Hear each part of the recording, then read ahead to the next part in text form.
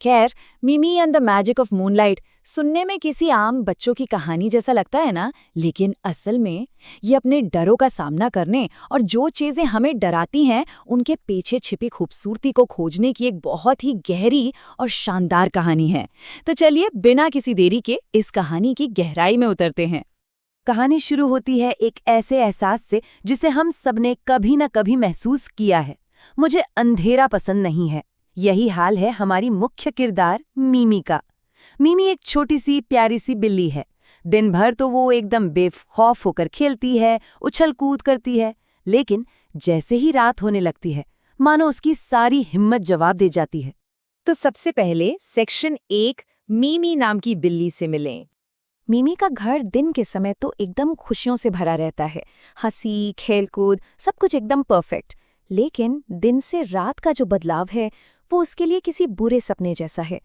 जरा सोचिए, दिन भर खेलने के बाद जैसे ही सूरज ढलता है और बत्तियां बुझ जाती हैं, कमरे में सिर्फ चांद की हल्की सी रोशनी रह जाती है। वो दिन की गर्माहट और सुरक्षा अचानक एक डरावने अनजान साये में बदल जाती है। अब आते हैं सेक्शन 2 पर, अंधेरे का डर। जैसे ही घर में अंधेरा छाता है, मिमी दौड़कर अपने कंबल के नीचे दुबक जाती है। उसका छोटा सा दिल जोर जोर से धड़क रहा है, एकदम थम थम थम थम। उसके दिमाग में बस एक ही ख्याल गूंज रहा है, क्या होगा अगर वहां अंधेरे में कोई चीज छिपी हुई हो। असल में ये सिर्फ अंधेरे का डर नहीं है, ये अज्ञात का डर है। ये सोचकर घबराना कि जो चीज हम देख नहीं पा रहे हैं वो पक्का कोई खतरा ही होगी। आगे बढ़ते हैं सेक्शन 3 की तरफ, एक दोस्त का निमंत्रण। यहीं पर कहानी में एंट्री होती है मैक्स की। मैक्स एक छोटा सा पिल्ला है और जो बात यहाँ सबसे दिलचस्प है वो है इन दोनों का नजरिया। एक ही रात है लेकिन अनुभव बिल्कुल अलग। एक तरफ मिमी है जिसके लिए रात खौफनाक है, वो डरी हुई छिप रही है, और दूसरी तरफ मैक्स, उसे वही रात बेहद खूबसूरत लग रही है। उसे चमकता हुआ चांद दिख रहा है और वो बाहर खेलना चाहता है। ये बहुत ही खूबसूरती से दिखाता है कि असल में हालात डरावने नहीं होते, बल्कि हमारा नजरिया तय करता है कि हम चीजों को कैसे देखते हैं। सेक्शन 4, तारों के रोशनी की खोज। मैक्स बहुत ही प्यार से झिझकती हुई मिमी को बाहर आंगन में लाता है। वो बस उसे ऊपर आसमान की तरफ देखने के लिए कहता है, और जैसे ही मिमी धीरे धीरे अपनी आंखें खोलती है, अचानक सब कुछ बदल जाता है। डरावनी परछाइयों की जगह उसे दिखते हैं अनगिनत टिमटिमाते हुए तारे और एक बेहद शांत चमकता हुआ चांद। वो डरावना सा लगने वाला अंधेरा अचानक एक बहुत बड़े, चमकीले और जादुई नज़ारे में बदल जाता है।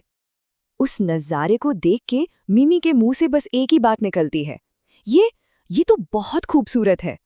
ये पूरी कहानी का टर्निंग पॉइंट है। यहाँ डर ने अचानक से आश्चर्य और विस्मय की जगह ले ली है। जरा सोचिए, जिस चीज से वो इतना भाग रही थी, अब वही चीज उसे मंत्रमुग्ध कर रही है। चलिए देखते हैं सेक्शन 5, डर का सामना। जाहिर है डर पर जीत रातों रात या एक झटके में नहीं मिलती। इसकी शुरुआत बहुत छोटे छोटे कदमों से होती है। मिमी ने पहले एक छोटा सा सहमा हुआ कदम आगे बढ़ाया, फिर एक और कदम, और फिर उसने खेलना शुरू कर दिया। ये छोटे छोटे कदम असल में हिम्मत के कदम थे, और नतीजा, कुछ ही देर में वो मैक्स के साथ जुगनू पकड़ रही थी और जोर जोर से हंस रही थी। अब मिमी के लिए वो रात शांत, सुकून भरी और किसी जादू जैसी बन गई थी। जो माहौल कुछ देर पहले उसे डरा रहा था, वो अब उसे अपनेपन का एहसास करा रहा था। रात तो वही थी, बस मिमी का डर खत्म हो चुका था। और ये हमें लाता है सेक्शन 6 पर, अज्ञात को अपनाना। उस दिन के बाद से मिमी कभी भी अंधेरे से नहीं डरी। सच कहूं तो ये सिर्फ एक बिल्ली के बच्चे की कहानी नहीं है, ये एक बहुत गहरी सच्चाई है कि जिस चीज से हम डरते हैं वो असल में कुछ बहुत ही शानदार हो सकती है।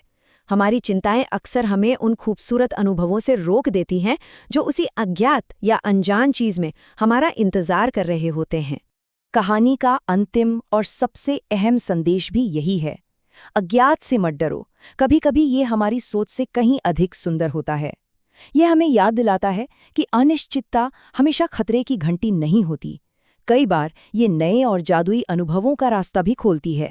तो इस चर्चा को खत्म करते हुए एक बहुत ही दिलचस्प सवाल पीछे रह जाता है, इस अज्ञात के अंधेरे में और कौन सी अद्भुत चीजें छिपी हो सकती हैं?